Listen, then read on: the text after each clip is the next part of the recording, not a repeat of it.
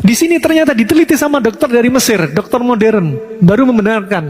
Dari Al-Quran dibenarkan akhirnya. Apa? Ternyata orang yang sedih berlebihan menyebabkan adrenalin meningkat. Kalau adrenalin meningkat, insulin turun. Insulin turun, gula darah naik. Gula darah naik, terjadi katarak diabetik. Saya dapeti ini, ternyata betul. Dua ibu-ibu yang umurnya 65 tahun setelah ditinggal suaminya, gak ada teman curhatnya, ketika ada masalah dengan anak-anaknya, langsung dia mikir, panik berlebihan. Tiba-tiba gula darahnya naik, padahal gak suka dengan gula, gak suka dengan banyak nasi, gak ada riwayat keturunan gula. Kok gula darahnya naik? Tiba-tiba matanya kabur.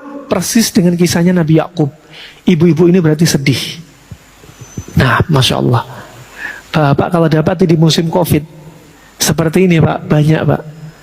Tadi siang kami dapati, kemarin kami dapatin, kasusnya hampir sama. Di musim pandemi banyak orang kena gini. Ya, padahal negatif sudah swab itu. Ya, tapi apa keluhannya? Kok telinga saya berdenging, kepala keliengan, mata berkunang-kunang, tangan bergetar, sering pipis. Ya, sering pipis. Ini kenapa? Panik, takut berlebihan. Akhirnya apa? Menyebabkan seperti ini. Kalau teori klasik, ya, disebutkan orang yang panik dan takut berlebihan, maka api pada ginjal akan hilang. Kalau api di ginjal hilang, saat itu akan terjadi telinga berdenging, kepala berputar, mata kabur. Nah, kalau Bapak dapati orang-orang kayak gini, udah ginjalnya sudah apa? Sudah hilang apinya. Kenapa?